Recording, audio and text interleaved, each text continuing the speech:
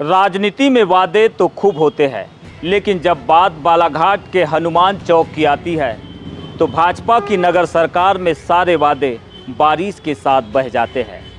बीते 15 सालों से बालाघाट का हृदय स्थल कहा जाने वाला हनुमान चौक जल भराव का नासूर झेल रहा है। रमेश रंगलानी से लेकर अनिल धुवारे और अब मौजूदा अध्यक्ष भारती ठाकुर तक अध्यक्ष बदलते गए, कार्यकाल बीतता गया, लेकिन नहीं बदली तो हनुमान चौक में जल भराव की नियति। करोड़ों के ड्रेनेज प्रोजेक्ट फेल, डेडलाइन खत्म और जनता बेहाल। आखिर क्यों भाजपा की नगर सरकार से एक चौराहे का पानी नहीं निकल पा रहा है? चलिए आपको दिखाते हैं बीजीटी मीडिया की ग्राउंड रिपोर्ट।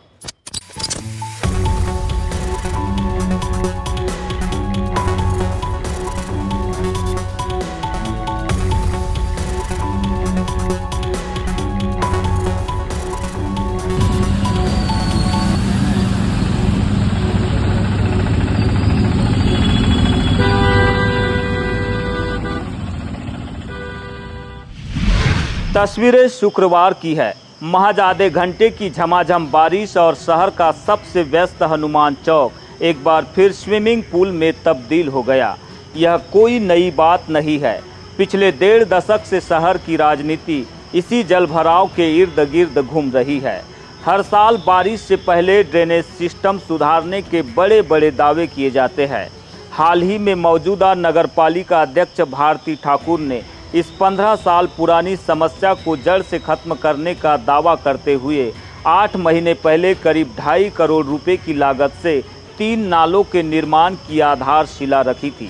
निर्माण एजेंसी HMS कंसल्टेंसी को 30 मई 2026 तक काम पूरा करने की डेडलाइन दी गई थी, लेकिन आज जुलाई आ गई और काम अधूरा पड़ा है। कभी अतिक्रमण तो कभी हैवी ट्रैफिक का बहाना बनाकर ठेकेदार ने काम की गति धीमी रखी और जनप्रतिनिधियों ने भी इस पर चुप्पी साधे रखी। नतीजा 2.5 करोड़ खर्च होने के बाद भी जनता उसी गंदे पानी में गोते लगाने को मजबूर है। हनुमान चौक के इस जलभराव ने शहर का सियासी पारा भी उबाल पर ला दिया है। बालाघाट विधायक अनुभव मुज्जारे ने भाजपा की नगर सरकार के 15 वर्षों के दावों पर सीधा और तीखा प्रहार किया है। विधायक ने तंज कसते हुए कहा कि जो सत्ताधारी दल 1.5 दशक में एक हनुमान चौक का पानी नहीं निकाल पाया, वो शहर विकास के सिर्फ खोखले दावे कर रहा है। 15 साल का कार्यकाल इस बात का प्रमाण है कि नगर सरकार की नीयत में ही खोट है। जो पहली बरसात होती उसी में ही नगर पालिका प्रशासन का जो काम है या जो दावे हैं उसकी पूरी पोल खुल जाती है, कलई खुल जाती। आज हम देख रहे हैं, आज शहर में अभी मात्र मुश्किल से 2 दिन से बारिश हो रही है। 2 दिन की बारिश में पूरा शहर हलाकान हो गया है। खासकर जो निचले इलाके हैं, ward number 3, ward number 10, ward number 4, बूढ़ी का इलाका, हमारा सरेखा के कुछ अंदर का इलाका, सब जगह हाल बेहाल है। और उसका पूरा दोष नगर पालिका प्रशासन पर है। नगर पालिका प्रशासन ने बारिश के पूर्व कोई तैयारी नहीं की, कोई व्यवस्था नहीं की और भगवान भरोसे शहर के नागरिकों को आपने छोड़ दिया।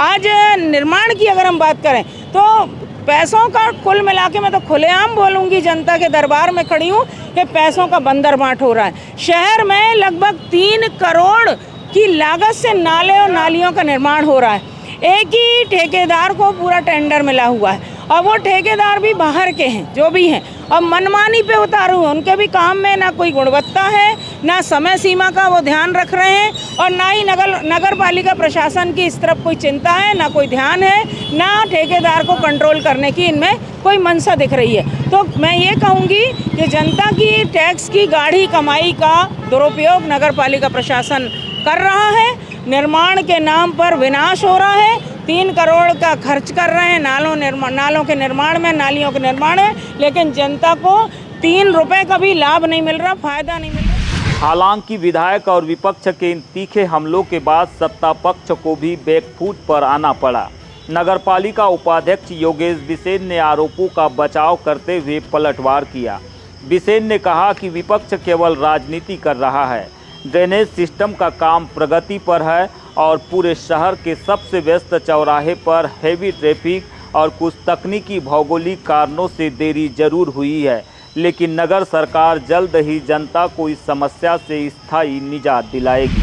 तो हम पूरे नालों को खोलने की तैयारी करें। हमने देखिए हमने चौक का आज़ाद चौक के पास जो पुलिया है, जो विधायक जी के मुंजारी जी के घर के सामने था, उसको खोलने की पूरी कोशिश की है, खुल रहा है। हनुमान चौक का भी हमें डाइवर्ट नहीं, नाला सीधा कर दिया है। दमाई बेकरी के पास जो बोलते हैं उसको हमने कर चुके हैं, थोड़ा बहुत काम बाकी है। वहाँ इस बार पानी पूरी तरह से नहीं हो पाया। यह होगा निश्चित ही, बिल्कुल हो सकता है बरसात के बीच में ही ख़त्म हो जाए। क्या उसके अलावा भी आपने देखे होंगे कई सारे हमारे साथ एक और कारण है नाला पानी भरने का।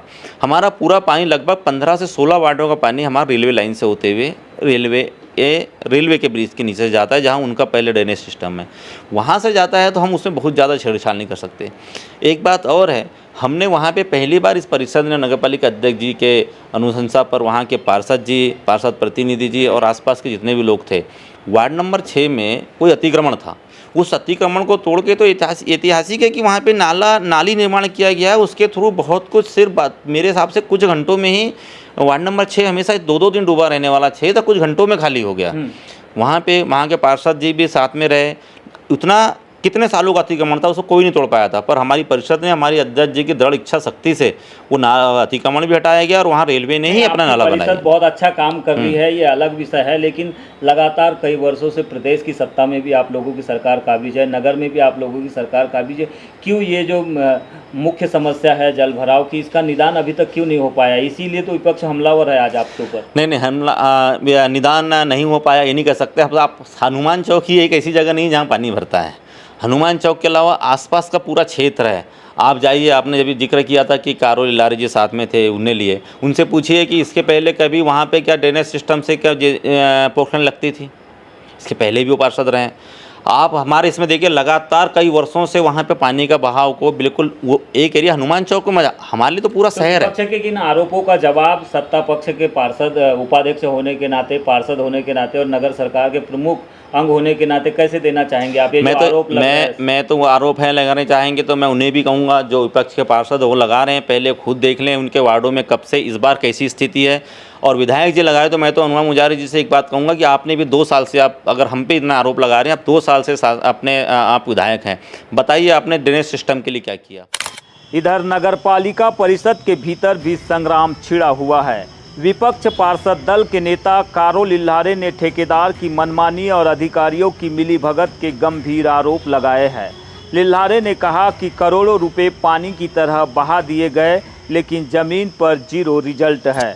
करोड़ों रुपए खर्च करने का फायदा नहीं मिला बालाघाट शहर के लोगों को। आज आधे घंटे की बारिश में पूरी गोंदिया रोड में पानी, हनुमान चौक में आज की स्थिति देख सकते हो आप। ये भारतीय जनता पार्टी की 15 सालों से सरकार नगरपालिका में, और ये विकास के दावे करती है।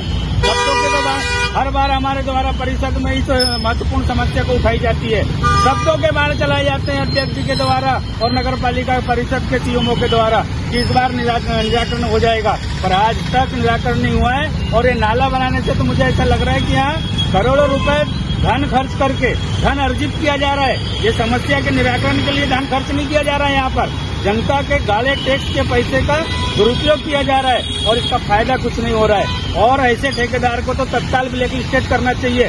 जो यातायात में जिसके कारण बाधित हो रही है, जल भराव तो हो ही रहा है, यातायात सबसे बड़ी महत्वपूर्ण समस्या है।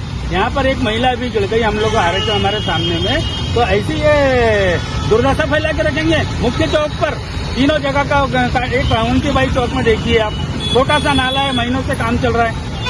ये कृष्णा डेयरी के सामने में 1 महीनों से काम चल रहा है। ये क्या बड़ा भारी ओवर ब्रिज बना रहे हैं? छोटे छोटे नाले की कनेक्टिविटी करने, और नगरपालिका उस ठेकेदार को सपोर्ट कर रही है। ऐसे ठेकेदार को तो भगा देना चाहिए, ब्लैक लिस्टेड कर देना चाहिए। उनके इस आक्रामक रुख के बाद अंततः प्रशासन की नींद भी टूटी है। नगरपालिका सीएमओ सूर्य प्रकाश उके ने पार्षद दल के आरोपों पर अपनी सफाई देते हुए ठेकेदार की जवाबदेही तय करने की बात कही है। सीएमओ उके ने स्पष्ट किया है कि निर्माण में हो रही लेट लतीफ़ी को लेकर निर्माण एजेंसी एचएमएस कंसल्टेंसी को नोटिस जारी किया गया है।